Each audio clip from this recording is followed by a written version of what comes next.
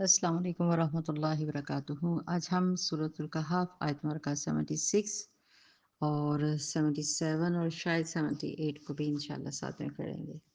पहले लफ्ज़ी तर्जुमा समझते हैं। बिस्मिल्लाहिर्रहमानिर्रहीम। क़ाल इन सअलतुका अन शैइन बअदहा फला तुसाहिबनी। क़ाल उसने कहा, किसने कहा? मूसा अलैहिस्सलाम ने। इन सअलतुका अगर मैं तुमसे पूछूं, आ शैइन किसी चीज़ के बारे में, बादहा इसके बाद, ये जो अभी हुआ इसके बाद, फला तुसाहिबनी तो बेशक ना, तुसाहिबनी आप अपने साथ रखना मुझे, कद बलगता अलबत्ता तुम पहुँच गए, मिन लदुन्नी मेरी तरफ से, उज़्रा उज़्र को। मूसा अलैहिस्सलाम ने कहा, इसके बाद अगर मैं आपसे कुछ भी पूछूंगा तो आप मुझे साथ ना रखें, अब तो मेरी तरफ से आपको खुद ही उज़र मिल गया। यानी कि हज़रत मूसा अलैहिस्सलाम ने अपने लिए खुद ही एक सज़ा तजवीज़ कर दी कि अगर अब मैंने वादा खिलाफ़ी की तो आप मुझे अपनी सोहबत के शरफ से महरूम कर दीजिएगा। क़द बलगता मिन लदुन्नी उज़्रा यकीनन आप मेरी तरफ से उज़्र को पहुँच चुके हैं, यानी मुझ पर एतराज़ नहीं होगा, मुझे आप पर एतराज़ नहीं होगा कि अगर आप मुझे अपने साथ नहीं रखेंगे। सैयदना इब्न अब्बास रज़ी अल्लाह ताला अन्हा ने सैयदना अबी इब्न क़ाब रज़ी अल्लाह ताला अन्हा से नकल किया है कि रसूल अकरम सल्लल्लाहु अलैहि वसल्लम ने जब दुआ फरमाते तो पहले अपने आप से इब्तिदा फरमाते और कहते, अल्लाह की रहमत हो हम पर और मूसा पर। फिर फरमाते, अगर वो सब्र कर लेते तो अपने साहिब यानी सैयदना खिज़र अलैहिस्सलाम से बहुत से अजायब देखते। अबू दाऊद की ये रिवायत है 3984। यानी कि इस हदीस से क्या है हमें मिलता है, इस रवायत से क्या हमें मिल रहा है कि नबी अकरम सल्लल्लाहु अलैहि वसल्लम ने दुआ मांगी कि अल्लाह ताला रहम फरमाए, और दूसरा ये, अगर खिज़र अलैहिस्सलाम मूसा अलैहिस्सलाम थोड़े से सब्र कर लेते तो हज़रत खिज़र अलैहिस्सलाम से काफ़ी कुछ हमें सीखने को मिल जाता।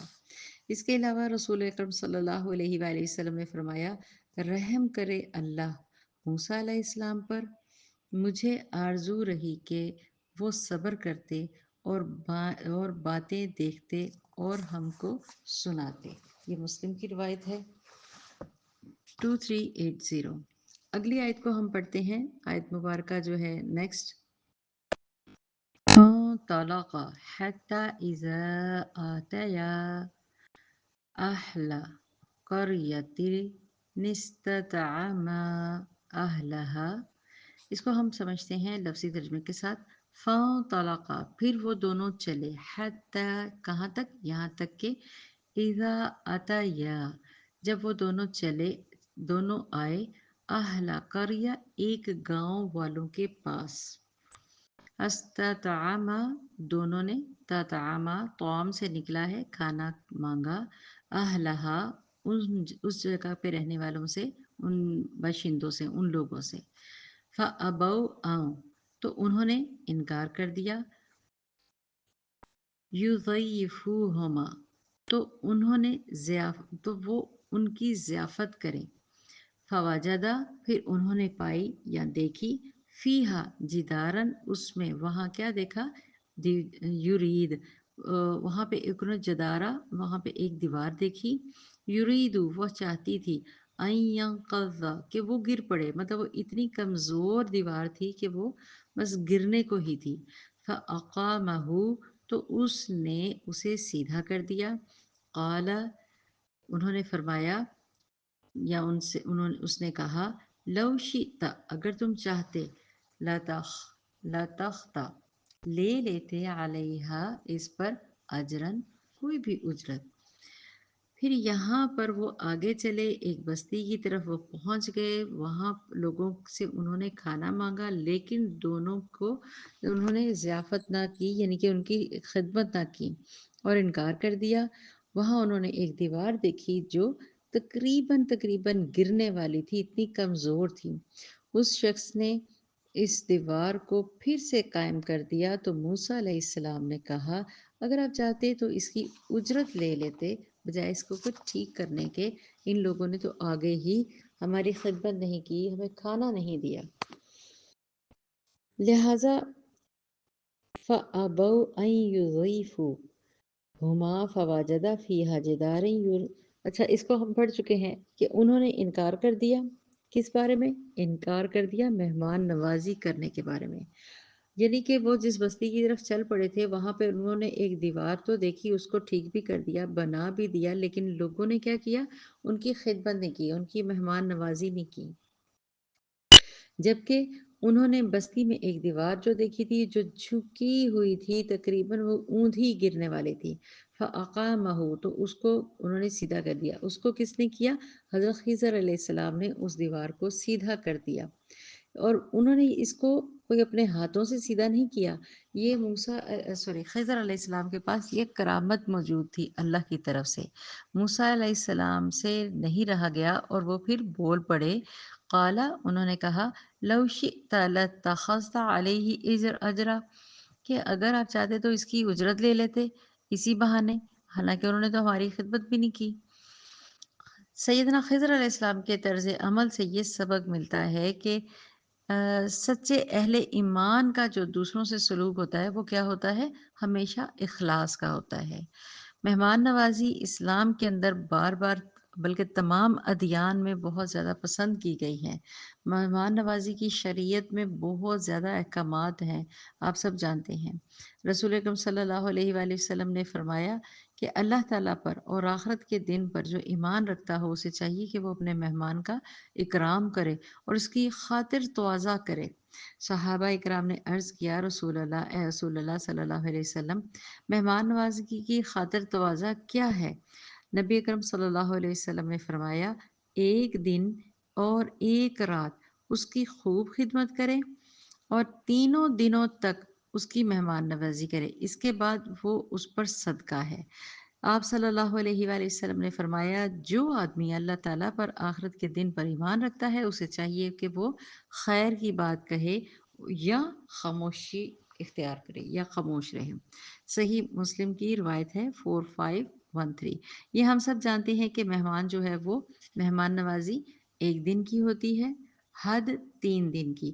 اس کے بعد اگر کوئی کسی کے گھر ضرورت سے زیادہ ٹھہرتا ہے تو الٹا وہ اس کا گناہ کمایا ہے۔ یعنی کہ دیکھیں، جب ہم کسی کے پاس زیادہ دیر رہتے ہیں، کافی سارے معاملات ہیں، کافی زیادہ، ایک تو بلا وجہ وہ انسان آپ کا خرچہ ہوتا ہے، کچھ بھی نہ کرتے ہوئے خرچہ ہوتا ہے، آپ کتنے بھی ہوں امیر ہوں گے لیکن خرچہ ہوگا۔ چلیں، خرچے کی بھی خیر ہے، آپ نے مہمان نوازی میں 7 دن خدمت کر لی، لیکن آپ کے وہ مہمان جو ہوتا ہے وہ گھر میں ادھر ادھر جھانکنا، بیٹھنا، اٹھنا، آپ کی اپنی پرائیویسی جسے کہتے ہیں وہ ڈسٹرب ہوتی ہے۔ پھر جو میزبان ہوتا ہے نا، وہ بھی اس کے اوپر تانے کسنے لگ پڑتا ہے کہ یہ یوں بیٹھتا ہے، یوں کھاتا ہے، یوں باتیں کرتا ہے، یا یوں۔ ان ساری باتوں سے بچنے سے بہتر کیا ہے؟ آپ صلی اللہ علیہ وآلہ وسلم کی سنت پر عمل کرنا۔ کیا عمل کرنا؟ مہمان ایک دن کا ضیافت، ایک دن اس کا اکرام کیا جائے، ایک دن حد 3 دن، کیونکہ جانے والا مہمان اس کے اگر وہ مہینہ 2 مہینہ رہنے آ جائے تو کیا کرے گا؟ وہ اس کو تنگ کرے گا اور اس کو غریب کر کے چھوڑ کے جائے گا، تو یہ اس کے اوپر دوہرا گناہ ہے اس مہمان کے اوپر رہنے کے۔ اگلی آیت کی طرف بڑھتے ہیں۔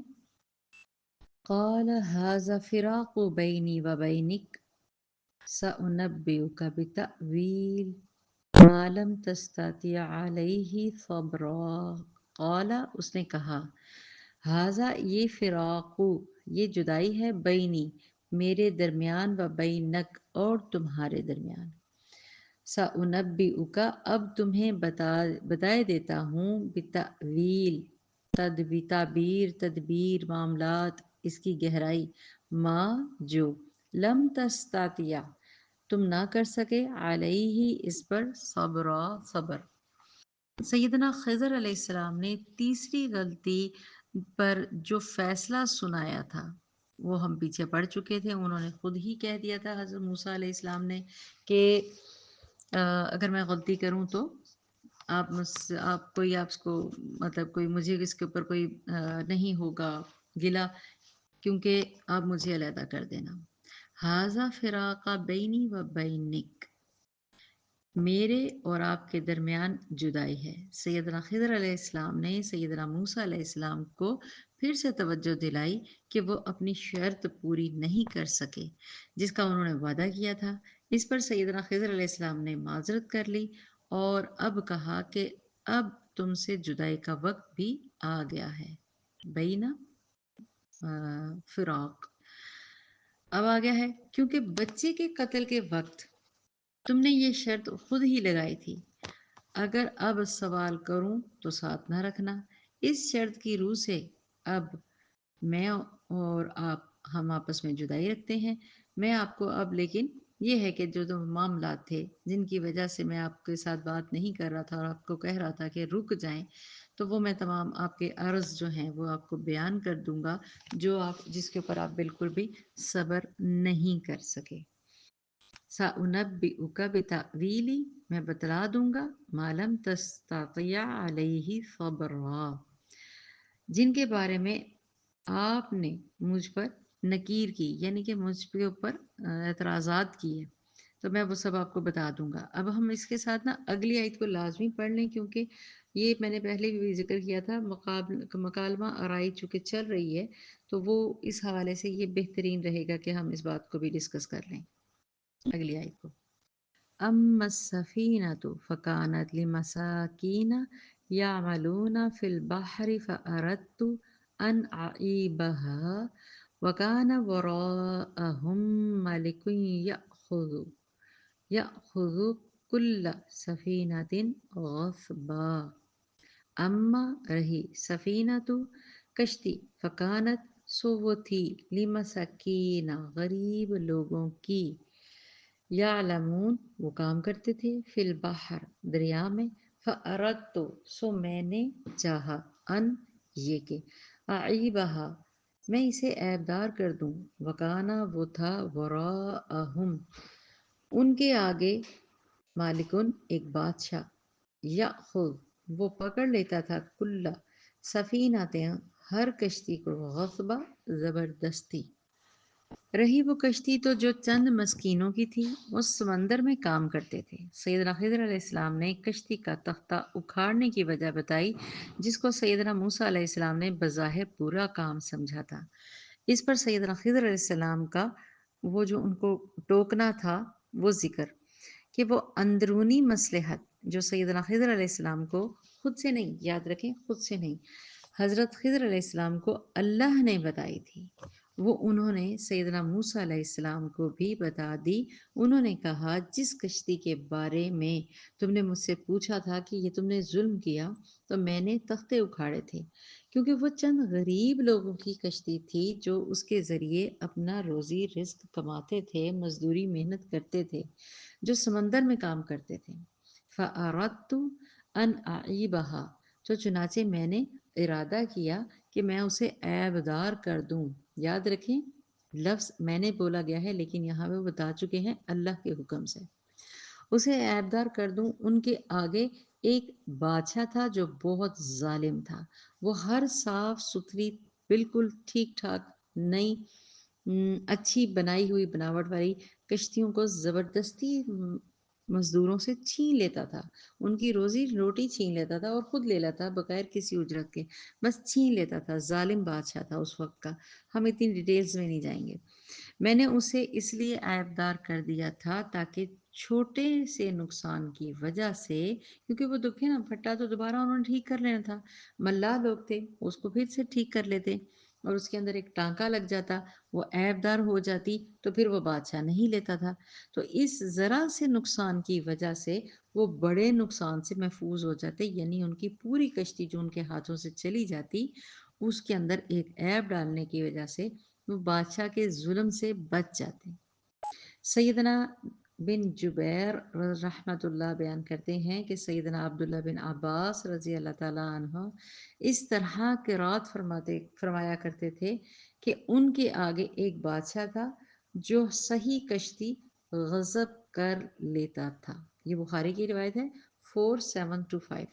یعنی اس آیت سے کیا سبق ملتا ہے؟ پہلی آیت ابھی ایک یہ قصہ شروع ہو رہا ہے وضاحت کے حوالے سے کہ سیدنا خضر علیہ السلام نے اللہ کے حکم سے جو مصلحت اللہ نے ان کو بتائی تھی سمجھائی تھی، اس مصلحت کے تحت کیا کیا؟